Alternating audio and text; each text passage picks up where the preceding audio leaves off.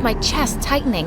I reached for my inhaler and panicked when I realized I dropped it on the way here. Oh God, was I gonna die? Looking for this? I turned to see Axel, the most attractive guy in school, and he was holding my inhaler. It was the first time he'd ever talked to me. Oh, thank God. Give me that, please. As I was taking some puffs, he kept looking at me, and it made me feel worse instead of better. I looked away and continued calming myself down. When I turned to him again, he was gone. This boy was so mysterious. He'd joined our school a year ago, and no one knew anything about him. Hi, my name is Olivia, and I have a chronic breathing condition called asthma. I wasn't allowed to join any active sports and have some extra fun. Before I continue, please like and subscribe. It was the weekend, and I'd invited my best friend Tori to play golf with me on our private course. I told her what happened yesterday, and she started squealing like a hyena.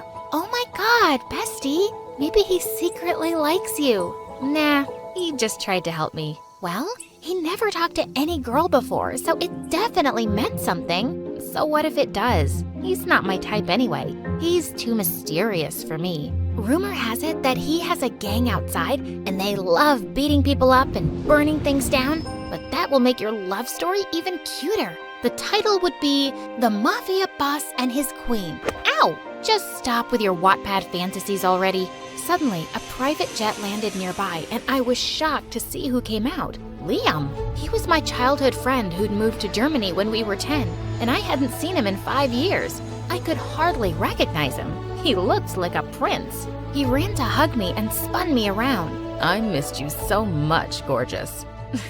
I missed you too, handsome. Just then, he spotted Tori standing behind me. Why are you playing golf with your maid, Olivia? Liam, she's not… Hey, you. Get me some fresh orange juice, quick. Hello? Do I look like a maid to you? Liam, she's not my maid, and her name is Tori. She's my high school best friend, so please be nice to her. Ah, okay. Whatever. I need to see your mom. We have a lot of catching up to do. As he ran off to our mansion, Tori gave me a disapproving look. This is your childhood best friend? The guy you've been telling me so much about? He sounds like a jerk. He must be tired from the flight. Trust me, he's a nice guy. When I came to school the next day, I saw all the girls gathered in the parking lot. I checked to see what all the chaos was about and saw Liam coming out of his golden chopper with his bodyguards rolling out a red carpet for him. What was he doing here? Morgan, the most annoying brat in the world, accidentally… Hi everyone, my name is Hazel and this is my story. Please like and subscribe. I was born to two genius parents who were masters of their craft. My mom was a big corporate lawyer, and her work mostly kept her away from home. But I didn't miss her at all, because I had the best dad in the world to keep me company. He was a genius scientist, and I was like a mini version of him. I loved science too, and hung around his workspace all the time. Look, Dad, I found these. Oh no, honey, get away from that. I was really notorious and would cause trouble around the lab all the time. Where did all the lab rats go? Hazel! As a result, Dad and his best friends, Mr. Jones, would shut me out of the lab during all their cool experiments, and I'd just hate it. I was 6 and a science genius in my class.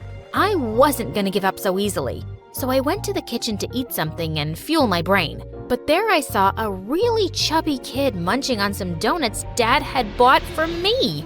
Hey, you thief! How did you get in here? The kid immediately dropped everything and crawled under the dining table. Tell me who you are right now, or I'm gonna call the cops. He came out shivering and told me his name was Andy. And surprisingly, he was Mr. Jones's son. As we began talking, he told me that he mostly stayed at home with his nanny and didn't really have any friends. And why's that? They all pick on me for looking different, and 'cause I don't have a mom. Suddenly, his eyes went teary, and it kind of melted my heart. Don't worry, I'll be your friend, and if anyone tries to bully you, I'll kick their butts. Before I could finish, he hugged me tight, and in no time, we became the bestest of friends. We even built our own lab and spent all our time playing together. One evening, I was baking a cake to surprise Andy on his 9th birthday when I heard Dad and Mr. Jones arguing. Just then, Mom grabbed Mr. Jones's hand and stormed out of there. What was going on? I went in and Dad burst into tears and hugged me. What happened, Dad? Are you okay? Oh, sweetie, I think I'm gonna lose it all. All the hard work I put into this one project of my life. Jones is gonna take it away from me, along with your mom. What? Mr. Jones was stealing Dad's work? And Mom was siding with him? How could she? But before I could ask her, Mom declared that night that she was gonna divorce Dad and take me along with her. And I just couldn't keep my cool. No, Mom, I'm not going anywhere with you. Dad was the one who raised me while you were never here. And now that he needs us, you want to leave? You're awful, and I hate you. I stormed back to my room while Mom tried to talk to me. I wasn't going to listen to her. A few days later, Mom moved out, and You know what's even cooler? Partying. All night long. In the middle of my show, I escaped with my boyfriend Theo to go to the biggest island party ever. But when he pulled over to a helicopter pad, my excitement turned to panic. I thought we were going to use a yacht.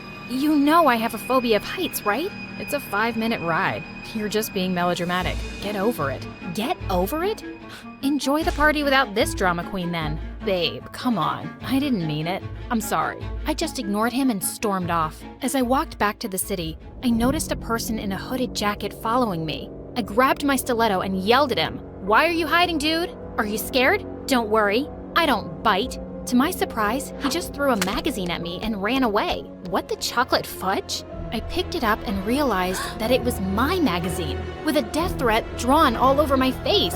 Unfortunately for him, I was fearless. The threats kept coming over the weekend. My parents had always wanted to hire a bodyguard for me, but I didn't want some boring old guy to keep following me around. But this time, they wouldn't take no for an answer. When I finally saw my bodyguard, I almost passed out. He was the most exquisite specimen of a man I had ever seen, and he looked just a few years older than me. Hey, handsome. Are you sure you're a bodyguard and not my next boyfriend? To my surprise, he didn't smile a bit. Rude. You look too young for this job. How can I trust you? Suddenly, a ball from our neighbor came hurling right at me, and he instantly caught it with one hand. Trust me, I'm really good at my job. You can check my records. Your father has everything you need. Yeah, okay, whatever. Let's go. He opened the car door for me, and as I slipped in, I accidentally brushed my shoulder on his chest, and oh my, it felt harder than a rock. When we arrived at school, Theo didn't look so happy to see me with my young bodyguard. He pulled me aside and said, Look, babe, I know I insulted you the other night, but getting back at me by flirting with another guy, how could you? He's my freaking bodyguard. I'm still mad at you for what you did, and now you're accusing me of cheating? Suddenly, Damon stepped in. Is there a problem here? Stay out of this, man. Theo tried to push him aside, but Damon pounced on him and pinned him to the ground. What the heck are you doing? Let go of me, idiot. Hey, stop it. Damon finally released my boyfriend after a minute. As expected, Theo went psycho. I immediately blocked him before he got his butt kicked by Damon. That's enough, Theo. He's just doing his job. Why do you need a bodyguard when you have me? I'm your boyfriend. I'll protect you. A small spider suddenly landed on his shoulder, and he ran